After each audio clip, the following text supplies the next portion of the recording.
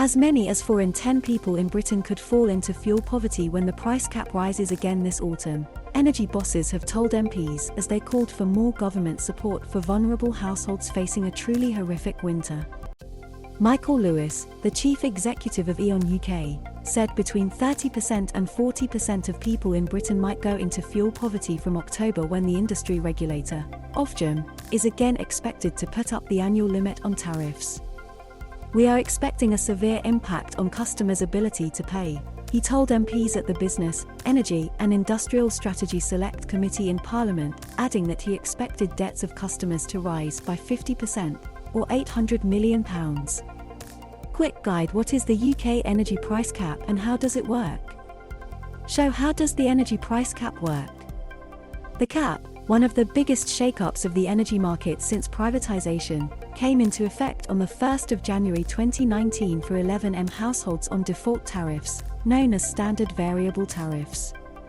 The government told the energy regulator, Ofgem, to set the cap because ministers argued people on SVTs were being ripped off by big energy firms capitalising on consumer loyalty. The limit is not an absolute one, but the maximum suppliers can charge per unit of energy and for a standing charge. There is a separate cap for 4M homes on prepayment meters. So why are prices moving higher? In short, if energy market prices climb higher, the cap must move higher, too. The cap is designed to reflect the costs energy suppliers face, the largest of which is sourcing gas and electricity from the wholesale markets. In recent months, energy markets have reached historic highs because of tight global gas supplies, causing one of the steepest energy price increases on record. Market prices have continued to climb since the new cap was announced, meaning another rise is likely in April once the regulator has revised its cost assessments. Is there any way to avoid the increase?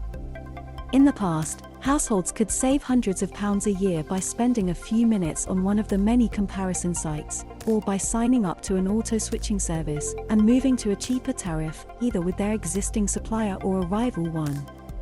But the recent market surge means even fixed tariffs, which are not covered by the cap, are more expensive than the energy price cap itself. The best bet to keep bills in check is to use less energy. If you can afford to invest in insulation, this can make a major difference to how much energy you need. Lowering the thermostat by a couple of degrees may also be an option for some. When will bills begin to fall again? It is too soon to say.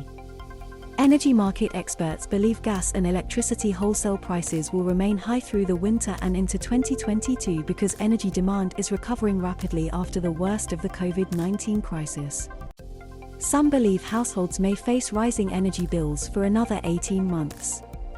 In addition to market prices, the regulator includes the cost of using energy networks and paying for government policies, which are also expected to keep rising. Gillian Ambrose, was this helpful? Thank you for your feedback. He said that a larger number of people moving into fuel poverty would lead to a significant increase in bad debt. Customers have been calling energy providers expressing their worry at the huge increase in their bills. Scottish Power alone had received 8,000 calls from customers concerned about their ability to pay, its chief executive, Keith Anderson, told MPs. He said he was massively concerned for people facing rising bills who would really struggle and called for the introduction of a £1,000 deficit fund or social tariff for vulnerable customers. The fund would take £1,000 off the bills of the poorest people in the country in October, and the government or consumers would then pay this off over 10 years, he suggested. The energy regulator lifted the price cap on bills earlier this month, sending the average household dual-fuel tariff from £1,278 to £1,971. That is due to increase again in October, with some experts expecting the price cap to hit £2,600. Come October, that's going to get horrific, truly horrific, said Anderson. It has got to a stage now where the size and scale of it is beyond what I can deal with, beyond what I think this industry can deal with. I think it needs a massive shift, a significant shift in the government policy and approach towards this. The EDF chief executive, Simone Rossi, said it had seen a 40% increase in calls from customers worried about debt. We are concerned about what is in front of us, he said. Unfortunately, prepayment customers are being hit first. We now see bills being higher for longer, so I would expect government to reassess in short order to see what is possible. Earlier, the chief executive of Ofgem, Jonathan Brearley, had said that increases in fuel bills would be investigated amid concerns that suppliers may be charging households unfairly. Gas prices in particular have surged in recent months, prompting almost every household energy supplier to raise prices to the maximum allowed. However, some consumer groups have argued that energy firms have raised prices by more than needed to strengthen their own balance sheets at customers' expense. Brearley told BBC Radio 4, "We're going to take a close look at those direct debits. We're going to make sure that they are raised fairly. Clearly prices have gone up, and if they haven't been, we'll take action and make sure companies put it right. You shouldn't take more than is necessary. You shouldn't be building up a credit balance."